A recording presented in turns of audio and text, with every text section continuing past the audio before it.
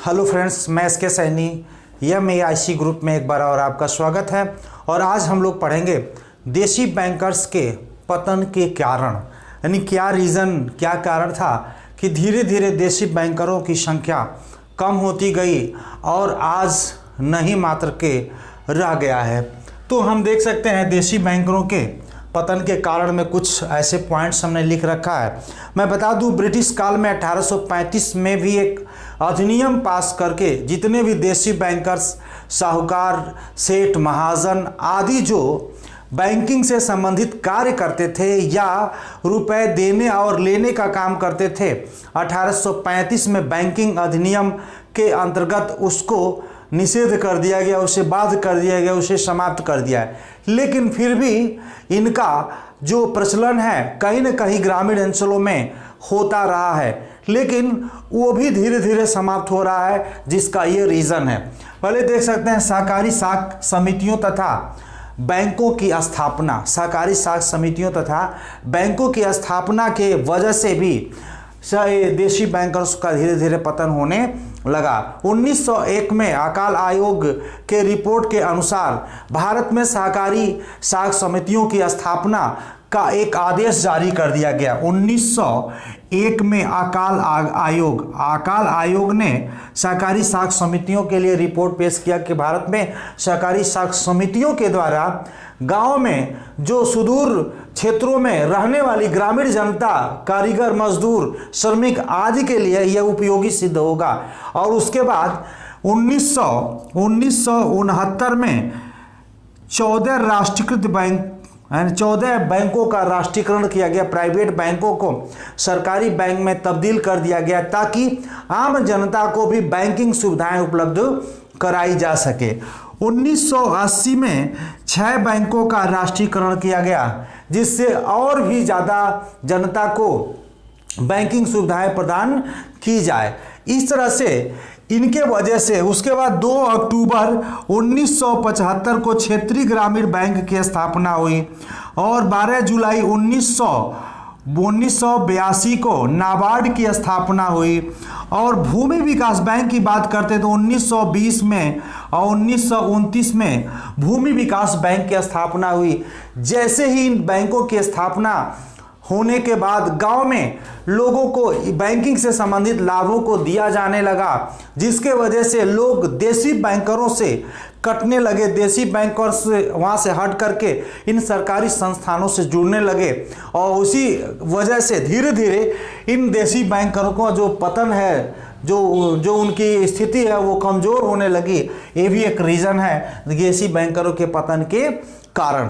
तो हमने देखा बहुत सारी स्थितियों का आकलन हमने किया और इन स्थितियों को सरकारी तंत्र में आने के वजह से, आम जनता को ये सारी सुविधाएं उपलब्ध कराने के वजह से धीरे धीरे देशी बैंकरों के पतन का कारण बनता गया। नेक्स्ट हम देख सकते हैं विभिन्न अधिनियम पारित करके, यानी विभिन्न अधिनियम पारित करने का मतलब यह है कि कुछ ऐसी राज्य सरकारें हैं जो कुछ ऐसे नियम बनाए जिसके वजह से ये इनका स्थिति कमज़ोर होने लगा। जैसे पंजाब को ले लीजिए, असम को ले लीजिए, उत्तर प्रदेश को ले लीजिए, बिहार को ले लीजिए। यानी पंजाब, बिहार, असम और उत्तर प्रदेश, ये राज्यों ने एक ऐसा अधिनियम पारित किया जिसमें जो ब्याज की दर है वो अधिकतम कर दिया कि इससे अधिक आप ब्याज नहीं ले सकते हैं, चाहे कोई भी परिस्थिति हो। अगर उससे अधिक अगर आप ब्याज लेते हैं तो आपके ऊपर कार्रवाई की जा सकती है, आपको सजा भी मिल सकती है, आपकी व्यवस्थाओं को बंद कर दिया जा सकता है। उसके बाद एक और नियम बनाया कि जो मूलधन है प्लस जो ब्याज है, ये दोनों मिला करके, मूलधन और ब्याज दोनों मिला करके मूलधन से 2 गुना नहीं होना चाहिए। कभी कभी ऐसा होता है जो साहूकार, देशी बैंकर्स या जो ऐसे लोग काम करने वाले होते हैं, उनकी ब्याज दर इतनी ज़्यादा होती है कि मूलधन से कई गुना अधिक ब्याज हो जाता है। तो ये जो राज्य है उत्तर प्रदेश, बिहार, असम, जो पंजाब, ये राज्यों ने एक अधिनियम पास किया, एक कानून बनाया कि जो भी देसी बैंकर्स का काम कर रहा है उसकी जो ब्याज दरें हैं मूलधन से 2 गुना नहीं होना चाहिए। अगर ऐसी स्थिति होती है, इन परिस्थितियों में अगर ग्रामीण जनता से ऋण वसूल किए जाते हैं तो ऐसे में आपके खिलाफ वैधानिक कार्रवाई की जा सकती है। तो इसके वजह से भी धीरे धीरे देसी बैंकरों का संख्या कम होता गया और इनका प्रभाव थोड़ा सा कमजोर होना शुरू हो गया। तीसरा चीज ये बताया कि चक्रवृद्धि ब्याज, यानी चक्रवृद्धि ब्याज आप नहीं ले सकते हैं, यानी चक्रवृद्धि ब्याज आप वसूल नहीं कर सकते हैं देसी बैंकरों को। ये आपको बैंकिंग अधिनियम की तरह एक नियम बनाया गया। तो इनकी जो सबसे बड़ी लाभ थी ब्याज ही था, तो ब्याज पे प्रतिबंध लगा दिया गया, जिसके वजह से ये थोड़ा थोड़ा कमजोर होने लगे और इनके जो पतन का एक कारण भी ये भी बना। नेक्स्ट आपको बता दें, भूमि हस्तांतरण पर प्रतिबंध। क्या करते थे साहूकार, सेठ, महाजन, देसी बैंकर्स आदि ग्रामीण जनता को निरंतर उपभोग कार्यों हेतु ऋण दे करके धीरे धीरे उनके भूमि को अपने नाम स्थानांतरित करा लेते थे।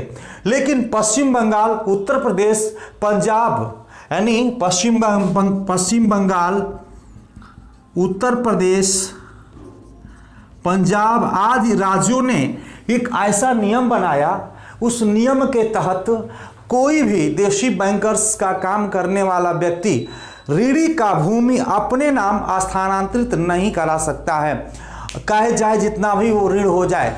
तो इस तरह से इन जो देसी बैंकर्स है ऋण देने की क्षमता धीरे धीरे कम होती गई, जिससे इनका लाभ कम होता गया और लाभ कम होने की वजह से धीरे धीरे देसी बैंकर्स का काम करना बंद कर दिए या कम कर दिए। इस तरह से सरकारी तंत्र के वजह से इनका जो अस्तित्व है धीरे धीरे खत्म सा होता गया। नेक्स्ट आप देख सकते हैं, क्योंकि इन सबसे बड़ा जो इनका ये भूमिका था कि जमीन को अपने नाम स्थानांतरित कर लेना, धीरे धीरे कर्ज के तले उन्हें दबा करके। ऋण राशि का कम किया जाना, तीसरा है ऋण राशि का कम किया जाना, यानी ये एक नियम बनाया गया सरकारों के द्वारा कि जो ऋण की अधिकतम राशि किसान को इतना ही दिया जा सकता है, इससे अधिक आप इसको ऋण नहीं दे सकते हैं। अगर इससे अधिक आप ऋण देते हैं तो उसकी जिम्मेदारी स्वयं आपकी होगी, किसान की नहीं होगी।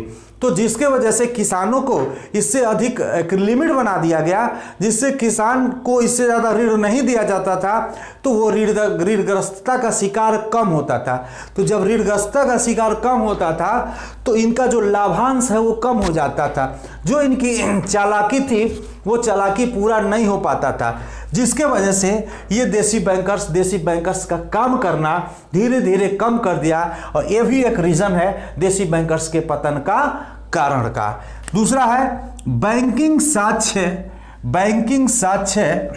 विधान का पारित होना, यानी बैंकिंग साक्ष्य विधान पारित होने के वजह से कस्टमरों को संरक्षण की सुविधाएं प्रदान की गई, जिससे इनको किसी प्रकार का कोई संरक्षण की व्यवस्था नहीं की। गवर्नमेंट के द्वारा, रिजर्व बैंक ऑफ इंडिया के द्वारा, स्टेट बैंक ऑफ इंडिया के द्वारा इन्हें किसी प्रकार का कोई संरक्षण प्रदान नहीं किया गया, जिसके वजह से ये अपना देसी बैंकर्स का काम करना धीरे धीरे खत्म कर दिए। और ये भी एक रीज़न है जो बैंकिंग पतन का भी एक कारण है। नेक्स्ट है हुंडी व्यवसाय पर बुरा प्रभाव पड़ना। मैंने बताया था देसी बैंकर्स का 3 स्पेशल काम है: जमायत स्वीकार करना, ऋण प्रदान करना, हुंडियों में व्यवसाय करना। मैंने बताया था ये क्या करते हैं, हुंडियों में व्यवसाय करते हैं, ये डिपॉजिट स्वीकार करते हैं और ये ऋण देने का काम करते हैं। 3 मुख्य कार्य था: जमा स्वीकार करना, ऋण प्रदान करना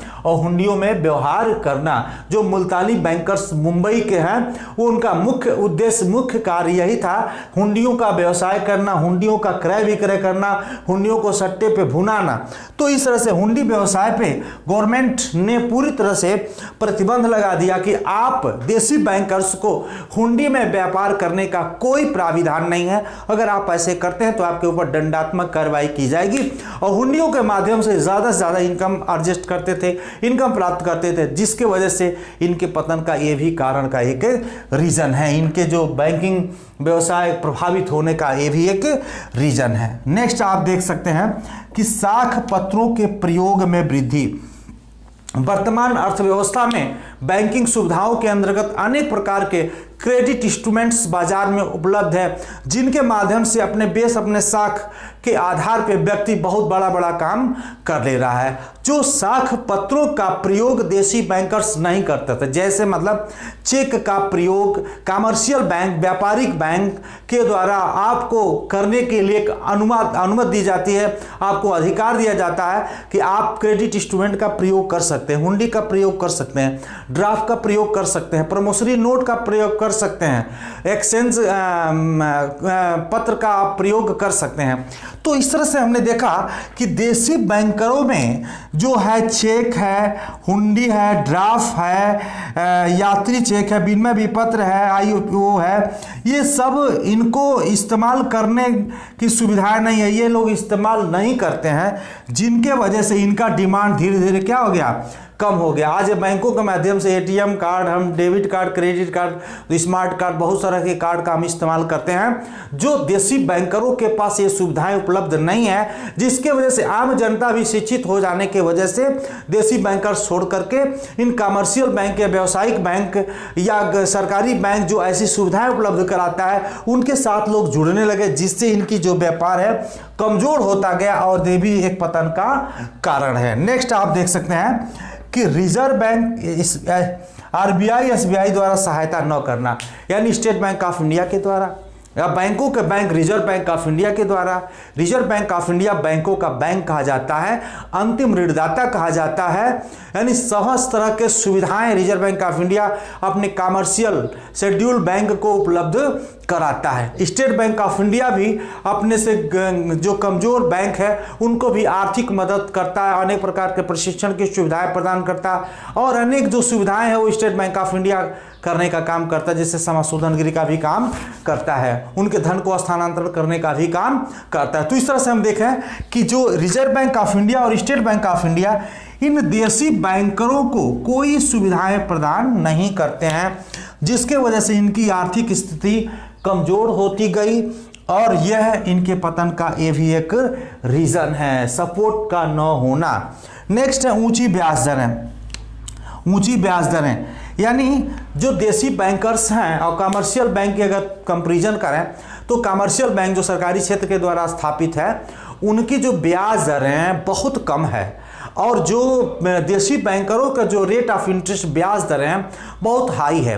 10% मंथली भी हो सकता है, 15% मंथली भी हो सकता है, जो जैसा कस्टमर जिसकी जो ज़रूरत है उस हिसाब से ये ऋण प्रोवाइड कराते हैं, उपलब्ध कराते हैं, जिसके वजह से इनकी ब्याज दरें सरकारी बैंकों की अपेक्षा, कमर्शियल बैंकों की अपेक्षा बहुत ज़्यादा होता है, जिसके वजह से कस्टमर इनसे टूट करके सरकारी संस्थानों के तरफ बढ़ने लगे, उनमें अपनी शाखाएं, उन शाखाओं में अपने खाते खोलने लगे और बैंकिंग सुविधाओं का लाभ लेने लगे, जिसके वजह से ये धीरे धीरे कमज़ोर हो गए और ये भी एक इनके पतन का कारण है, ऊंची ब्याज दरें। नेक्स्ट है ग्रामीण जनता की आर्थिक दशा में सुधार। ग्रामीण जनता की आर्थिक दशा में सुधार यानी अब रोजगार के स्तर में वृद्धि होने के कारण गांव के जनता शहरों में जाकर के काम करने लगा और इनका इनकम होने लगा, आर्थिक रूप से समृद्ध होने लगे, आर्थिक रूप से मजबूत होने लगे, जिनको छोटे छोटे कर्जों की ज़रूरत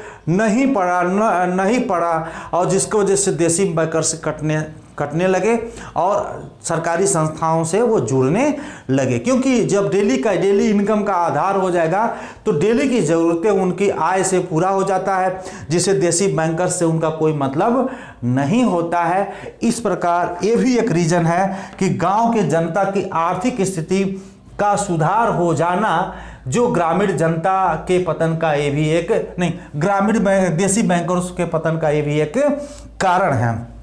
क्योंकि हमारे पास कोई गेस्ट आ जाता था, हमें कोई मेला करना है, हमें कोई कपड़ा करना है, हमें कोई त्यौहार मनाना है, तो दौड़ करके हम देसी बैंकर्स के पास जाते थे। इनकम था ही नहीं, क्योंकि हम फसल पे आधारित थे। फसल 6 महीना बाद बिकता था तो उससे हम अपनी आवश्यकता की पूर्ति करते थे। लेकिन आज आर्थिक युग आ गया है, रोजगार का युग आ गया, उद्योग, कल कारखाने, अनेक प्रकार के व्यापार इस तरह से विकसित होता जाता है, जिससे गाँव की जनता या बच्चे जैसे ही जो है कोई बेरोजगार नहीं है, जाकर के शहरों में काम कर रहा है और इनकम उसके पास आ रहा है, जिसके वजह से उसकी छोटी मोटी ज़रूरतें पूरी हो जा रही है और देसी बैंकरों से उनका कोई मतलब नहीं हो पा रहा है। इसके वजह से भी इनके पतन का कारण है। तो आज के लिए इतना ही, और सरकार के द्वारा क्या उठाए गए कदम थे, नेक्स्ट वीडियो में इसका अध्ययन करेंगे। इसकी दोष और कमी की जो बात करते हैं तो साहूकार महाजन के अंतर्गत जो मैंने दोष और कमियां आपको बताया था और दोष उपाय बताया था, उसका आप अध्ययन कर लेते हैं तो इसका भी वही सेम उत्तर है, कोई बहुत डिफरेंस नहीं है। तो आज के लिए इतना ही। चाहेंगे कि ज़्यादा से ज़्यादा सब्सक्राइब, शेयर्स, लाइक्स करें ताकि आपके भी मित्र इसका ज़्यादा से ज़्यादा लाभ उठा पाएँ। धन्यवाद इसके लिए।